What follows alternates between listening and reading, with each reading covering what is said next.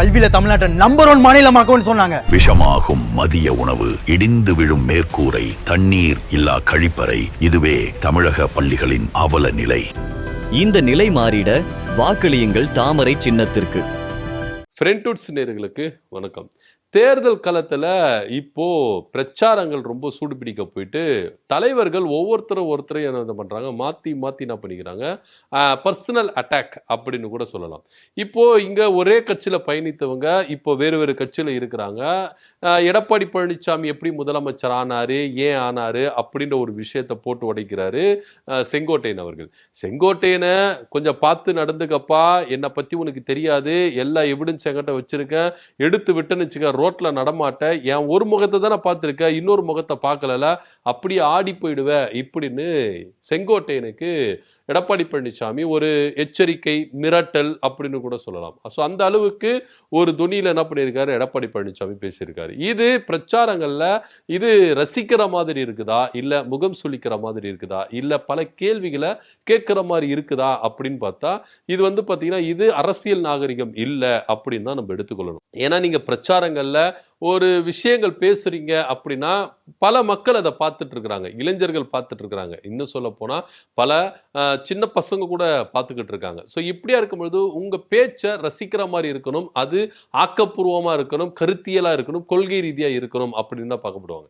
இப்போ உதாரணத்துக்கு நம்முடைய முதலமைச்சர் மு.க. ஸ்டாலின் அவர்கள் கூட என்ன சொல்றாருன்னா, பல விமர்சனங்களை எடப்பாடி பழனிசாமி அவர் மேல வைத்தார், பர்சனல் அட்டாக் அப்படின்னு கூட சொல்லலாம். கொரோனா டைம்ல முதல்வர் ஸ்டாலின் இருந்தா செத்து போயிருப்பாரு அப்படின்னு பர்சனல் அட்டாக் பண்ணாரு.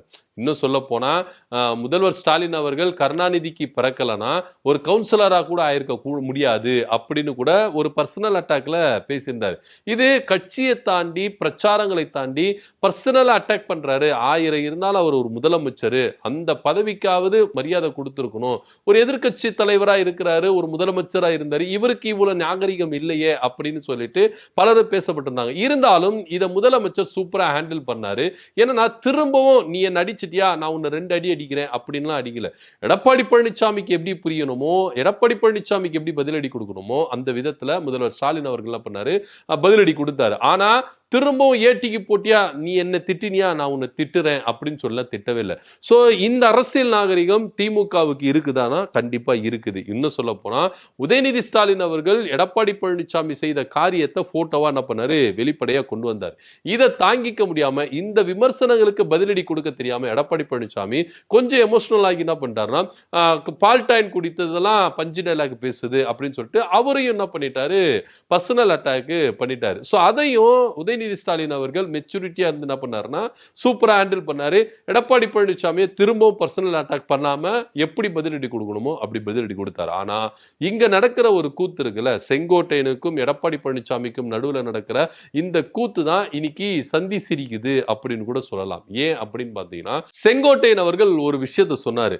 ஆக்சுவலா ஜெயலலிதா இறப்புக்கு பிறகு நான் தான் முதலமைச்சராக வேண்டியது. ஏன்னா அந்த டைம்ல எல்லாரும் கூவத்தூர்ல கூடி என்னதான் முதலமைச்சரா தேர்ந்தெடுத்தாங்க. கிட்டத்தட்ட பாத்தீங்கன்னா என்கிட்ட 65-67 எம்எல்ஏக்கள் எனக்கு சப்போர்ட் பண்ணியிருந்தாங்க. ஆக்சுவலா நான் தான் பாத்தீங்கன்னா முதலமைச்சர் வேட்பாளர்.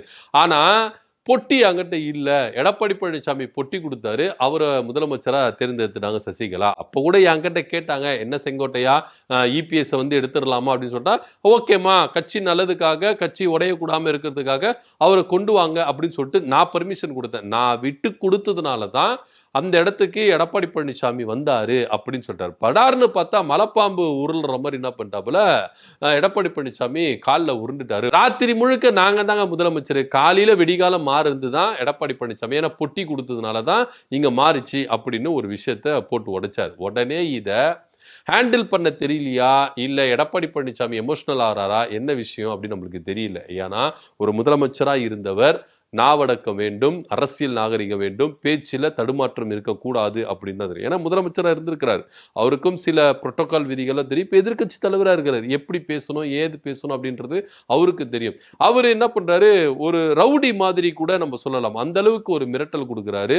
அது மாத்திரம் இல்லாம விட்டா செங்கோட்டை நேரில் இருந்தா அடி கூட அடிச்சுட்டு இருப்பார் போல இருக்கு. அந்த அளவுக்கு அவர் முகத்துல அந்த கோபம் இருக்குதுல்ல, அதுவும் க்ளோஸ் அப் ஷாட்ல வச்சுக்கிறாங்க பாருங்க, எடப்பாடி பழனிசாமிக்கு ஃபேஸை காட்டுறாங்க. அந்த கோவம் அவருக்கு என்னதான் சிரிச்சுன்னு பேசினாலும் உள்ளுக்குள்ள அந்த கோவம் இருக்கு. என்ன பார்த்து செங்கோட்டையன் இப்படி சொல்லிட்டாரு, என்ன பார்த்து மலைப்பாம்புன்னு சொல்லிட்டாரு, என்ன பார்த்து பொட்டி கொடுத்து நான் சிஎம் ஆயிட்டேன் அப்படின்னு சொல்லிட்டாரு, இப்படின்ற ஒரு கோவம் எடப்பாடி பழனிசாமிக்கு உள்ள இருந்ததுதான் வெளிப்பாடா இப்ப வெளியே வந்திருக்கு. என்ன சொல்றாரு அப்படின்னு பார்த்தீங்கன்னா, செங்கோட்டையா பாடா போடான்னு கூட சொல்றாரு. அவ்வளவு சீனியர். இன்னும் சொல்ல போனா செங்கோட்டையனால தான் எடப்பாடி பழனிசாமி அதிமுகக்குள்ள வந்தாரு. செங்கோட்டையன் சொல்ற தகவல் படி பார்த்தா ஜெயலலிதா அவர்கள் எடப்பாடி பழனிசாமி நீக்கி வைத்திருந்தாரு.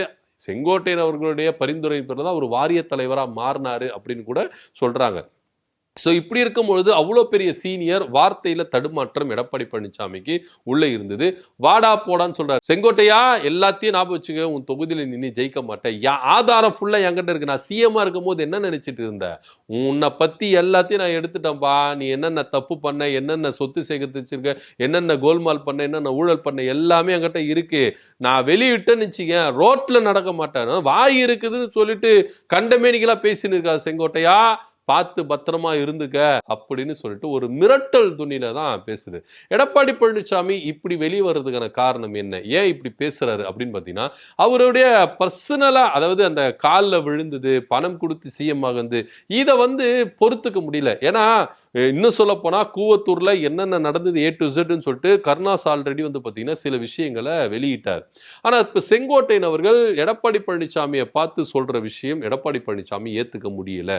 ஒருவேளை அவர் பொட்டி கொடுத்து சிஎம் ஆகனாரா ஆகலையா அப்படின்னு நம்மளுக்கு தெரியாது. ஆனா செங்கோட்டையன் சொல்ற மாதிரி எவிடன்ஸ் இருக்குதுன்னா இதை சட்ட ரீதியா ஒருத்தர் மேல ஒருத்தர் என்ன பண்ணலாம், கேஸ் போட்டு என்ன பண்ணலாம், நடத்தலாம். ஏன்னா இது பெரிய இஷ்யூ. ஏன்னா இப்போ சிஎம் ஆகுறது அப்படின்றது மக்களா தேர்ந்தெடுக்கப்பட்டு தான் சிஎம் ஆகணும். பொட்டி கொடுத்து சிஎம் ஆகினாரு அப்படின்னு சொல்றது செங்கோட்டையன் அவர்கள் சொல்றா என்ன எவிடன்ஸ்ல சொல்றாரு அப்படின்னு பார்க்க வேண்டிய ஒரு விஷயமா இருக்கு.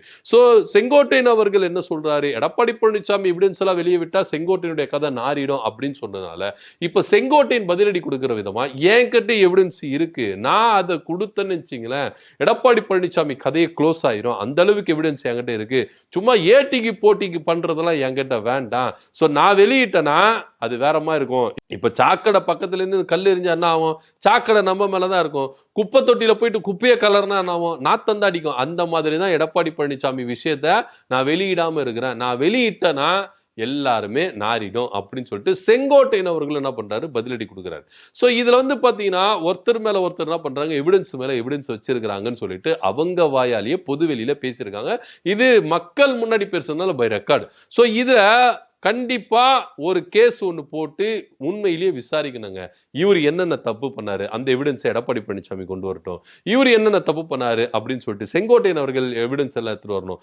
இது வழக்கு தொடர்ந்து சட்ட ரீதியா நடக்க வேண்டிய ஒரு விஷயம். ஏன்னா நீங்க பொது தளத்துல மக்கள் முன்னாடி இப்படி ஒருத்தருக்கு மேல ஒருத்தர் பழி சுமத்தி என்கிட்ட இவ்வளவு எவிடன்ஸ் இருக்கு, இவங்க கிட்ட இவ்வளவு எவிடன்ஸ் இருக்குன்னா என்னன்றது நம்மளுக்கு புரியவே இல்லை. இதுல குறிப்பா எடப்பாடி பழனிசாமி தடுமாறதுக்கான காரணம் என்ன அப்படின்னு பாத்தீங்கன்னா, அவரு மலைப்பாம்பு மாதிரி ஊர்ந்து வந்தாரு அப்படின்னு சொன்னது ஒண்ணு. இன்னொன்னு பொட்டி கொடுத்து சிஎம் ஆகினாரு.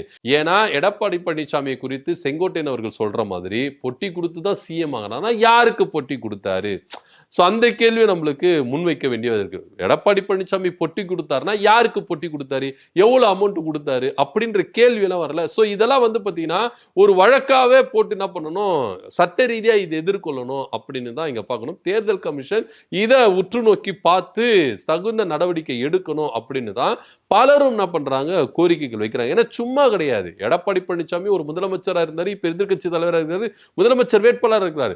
செங்கோட்டையன் அவர்கள் அப்படி கிடையாது, ஒரு அமைச்சரா இருந்திருக்கிறாரு, இத்தனை வருட அரசியல் அனுபவம் இருக்கு, ஒரு கட்சியில ஒரு என்ன பண்றாரு, ஒருங்கிணைப்பாளர் இருக்கிறாரு. சோ இரண்டு பேருக்கும் தார்மீக பொறுப்பு இருக்கு, பொதுவெளியில பேசினா எப்படி பேசணும் அப்படின்றது. சோ இப்படி இல்லாம இவர் மேல அவரு குற்றச்சாட்டுறதும் அவர் மேல இவரு குற்றச்சாட்டுறதும் ஏதோ ஒரு கனெக்டிவிட்டி இருக்குப்பா, இதை கண்டிப்பா வழக்கு போட்டு தொடர்ந்து என்ன பண்ணணும், இது சட்ட ரீதியா எதிர்கொள்ளணும் அப்படின்னு சொல்லிட்டு பலரும் என்ன பண்றாங்க, கேள்விகள் கேட்கிறாங்க. ஏன்னா செங்கோட்டையன் சொல்ற மாதிரி பல எவிடன்ஸ் அவர்கிட்ட இருக்கு, இபிஎஸ் சொல்ற மாதிரி பல எவிடன்ஸ் இவர்கிட்ட இருக்குதுன்னா இந்த எவிடன்ஸ் எல்லாம் வச்சு என்ன பண்றாங்க? ஒருத்தருக்கு ஒருத்தர் வந்து என்ன பண்ணலாம், நீங்க மக்கள் மத்தியில ஓட்டு வாங்கணும், ஒருத்தரை தோக்கடிக்கணும் அப்படின்னா பர்சனல் அட்டாக். எடப்பாடி பழனிசாமி அவர் சொல்றாரு, என் வாயில் அசிங்கமா வந்துடும், பதவி இருக்குதுன்னு பாக்குறேன் அப்படின்னு. ஏன் முதல்வர் ஸ்டாலின் அவர்களை பேசும்போது உங்களுக்கு பதவி இருக்கு தெரியலையா? உதயநிதி ஸ்டாலின் அவர்களை பேசும்போது பதவி இருக்கு தெரியலையா? இப்பதான் பதவி இருக்கிறதா?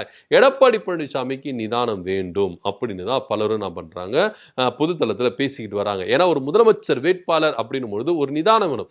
இப்பவே உங்களுக்கு நிதானம் இல்லையே எப்படி? இதுல பேசும்போது ஒரு காமெடி ஒண்ணு பண்ணாரு பாருங்க, பா அதுதாங்க எடப்பாடி பழனிசாமி கிட்ட இருக்கிற ஹைலைட். சீரியஸா பேசும்போது என்ன பண்ணுவாரு, சிரிப்பு வர மாதிரி பேசுவாப்புல. அதுதான் அங்க இருக்கிற அவர்கிட்ட இருக்கிற அந்த சூப்பரான விஷயம் அப்படின்னு கூட சொல்லலாம். ஏன்னா இவரை பார்த்து ஸ்டாலினே பயந்துட்டு இருக்கிறாராம். இவர் கேட்கிற கேள்விக்கெல்லாம் அவர் பதில் சொல்லாம தவிச்சுக்கிட்டு இருக்காராம். அப்படி என்ன கேள்வி கேட்டாருன்னு நம்மளுக்கு தெரியல. எடப்பாடி பழனிசாமி தமிழ்நாட்டு உரிமைகளுக்காக, தமிழ்நாட்டு மக்களுக்காக, தமிழ்நாட்டு மக்களினுடைய திட்டங்களுக்காக எந்த விதத்தில் எடப்பாடி பழனிசாமி கேள்வி கேட்டாருன்னு தெரியல. அந்த கேள்விக்கு பதில் சொல்லாம நம்முடைய முதலமைச்சர் மு.க. ஸ்டாலின் அவர்கள் முழிச்சாரு அப்படின்னு நம்மளுக்கு தெரியல. இதுவரைக்கும் சட்டசபையில எடப்பாடி பழனிசாமி கேள்வி கேட்டு நாங்க பார்த்ததுல வருவாங்க, கூச்சலிடுவாங்க, போயிடுவாங்க. இதுதான் நடந்திருக்க கண்டி. இவர் கேள்வி கேட்டதில்லை. ஒருவேளை கேள்வி கேட்டாலும் அது பாஜகவுக்கு சாதகமா தான் கேள்வி கேட்டிருக்காரு கண்டி. மக்களுடைய உரிமைகளுக்காக, மக்களுடைய உரிமைகள்லாம் விட்டுடுங்க, உங்க தொகுதி மக்களுக்காக எதனா நீங்க கேள்வி கேட்டிருக்கீங்களா? உங்க தொகுதி மக்களுடைய திட்டங்களுக்காக எதனா கேள்வி கேட்டிருக்கீங்களா? கிடையவே கிடையாது. வர வேண்டியது, 4 கூச்சல் போட வேண்டியது, கிளம்ப வேண்டியது. இதே விஷயம் தான் சட்டமன்றத்தில் நடந்திருக்கிறது கண்டி. எடப்பாடி பழனிசாமி எப்படி ஒரு கேள்வி கேட்டு அதுக்கு பதில் சொல்ல முடியாம முதல்வர் ஸ்டாலின் அவர்கள் முடிச்சாரு அப்படின்னு நம்மளுக்கு தெரியல. ஏன்னா சீரியஸா பேசிட்டு இருக்கும்போது இது மாதிரி தான் சிரிப்பு காமிச்சு விட்டுருவாரு எடப்பாடி பழனிசாமி. எல்லாரும் சீரியஸா பேசிட்டு இருக்காரு எடப்பாடி பழனிசாமி அப்படின்னு எல்லாரும் சீரியஸா பார்த்துருந்தா டப்புன்னு சிரிக்க ஆரம்பிச்சிட்டாங்க. செம்மையா இருக்குதுப்பா இவர் பேசின காமெடி அப்படின்ற மாதிரி கைத்தட்டி சிரிக்க ஆரம்பிச்சிருக்காங்க.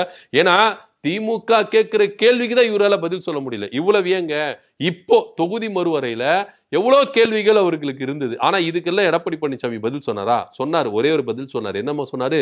அமித்ஷா வாக்குறுதி கொடுத்துட்டாரு, அவர் பேச்ச நான் நம்புறேன் அப்படின்னு சொன்னாரு. இது பதிலா? சோ இது மாதிரி தான் இவரை பார்த்து கேள்வி கேட்டு இவரு மொழி பிதுங்கி நிக்கிறாரு பதில் சொல்ல தெரியாம. அது அப்படியே திமுக மேல மடைமாட்டி விடுகிறார் எடப்பாடி பழனிசாமி அப்படின்றது தான் நிதர்சனம். சோ என்னதான் இருந்தாலும் செங்கோட்டையன் அவர்கள் பொதுவெளியில கொஞ்சம் பார்த்து பேசியிருக்கணும் அப்படின்னு தான் நிறைய பேர் சொல்றாங்க. அதற்கு பதிலடி கொடுக்கிற விதமா எப்படி பதிலடி கொடுக்கணும் அப்படின்றத திமுகவை பார்த்து கத்துக்கங்கப்பா. முதல்வர் ஸ்டாலினும் துணை முதல்வர் உதயநிதி ஸ்டாலினை பார்த்து கத்துக்கங்க எப்படி பதிலடி கொடுக்கணும் அப்படின்னு சொல்லிட்டு. அதாவது வாழைப்பழத்துல ஊசி ஏத்துற மாதிரி தான் பதிலடி கொடுக்கணும். ஏன்னா எடப்பாடி பழனிசாமி பேசின பேச்சுக்கு எல்லாமே இவங்க 2 பேருமே எந்த அளவுக்கு நாசுக்கா பதிலடி கொடுத்தாங்க அப்படின்றத நம்ம பார்த்துக்கணும். சோ எடப்பாடி பழனிசாமி கொஞ்சம் எமோஷனல் ஆகிறாரு. தயவு செய்து இந்த காலில் விழுற விஷயத்த மட்டும் சொல்லவே சொல்லாதீங்க. அப்படி சொன்னாலே அவரால் வந்து நம்மள தாங்கிக்க முடியல. ஏன்னா ஊர்ந்து வந்து எப்படியெல்லாம் காலை பிடிச்சி அவர் பதவி வாங்கினாரு. மக்களால் தேர்ந்தெடுக்கப்பட்ட முதலமைச்சரா? கிடையாதுல்ல. சசிகலா காலில் விழுந்த முதலமைச்சர் தானே. அது எதுக்குப்பா அதையே சொல்லிட்டு இருக்கீங்க? பாவம் அந்த மனுஷன் படாத பாடுபடுறாரு, மனசு கஷ்டப்படுறாருல. தயவு செய்து இது மட்டும் சொல்லாதீங்க. உதயநிதி ஸ்டாலின் சொல்லிட்டு இருந்தாரு, அவரும் ஸ்டாப் பண்ணிட்டாரு. ஏன்னா அவரு கஷ்டப்படுறாரு, பிரச்சனை வருது, வேண்டாம் அப்படின்னு சொல்லிட்டு அவரு என்ன பண்றாரு? இப்ப திரும்பவும் செங்கோட்டையன் அவர்கள் மலைப்பாம்பு ஊடுற மாதிரி ஊந்துன்னு சொல்லிட்டு பாவம் அவர் மனசு கஷ்டப்படுதுல. ஏன்பா இப்படி வாட்டி வதைக்கிறீங்க? அதனாலதான் தேவையில்லாம பேசுறாரு, வாங்கி கட்டிக்கிறீங்க, பார்த்து பத்திரமா இருந்துக்கங்க அப்படின்லாம் கொஞ்சம் என்ன பண்றாரு, எச்சரிக்கிறாரு. சோ இதுக்கப்புறமாவது இந்த காலில் விழுந்த விவகாரத்தை யாரை எடுக்காதீங்க அப்படின்னு சொல்லிட்டு தான் அவங்க தரப்புல இருந்தும் நிறைய பேர் என்ன பண்றாங்க, கோரிக்கை விடுறாங்க. எப்படியா இருந்தாலும் விமர்சனங்களை தாங்கிக்கணும், அதுக்கு தக்க பதிலடி கொடுக்கணும். ஆனா எடப்பாடி பழனிசாமி இப்படி தனிநபர் தாக்குதல் மாதிரி, எச்சரிக்கை விடுற மாதிரி, மிரட்டல் விடுற மாதிரி பேசக்கூடாது, பதிலடி கொடுக்க கூடாது அப்படின்னு தான் இங்க பார்க்கப்படுது. இதை பத்தியோட கருத்து அப்படின்னு கீழே கமெண்ட் பண்ணுங்க. நன்றி, வணக்கம்.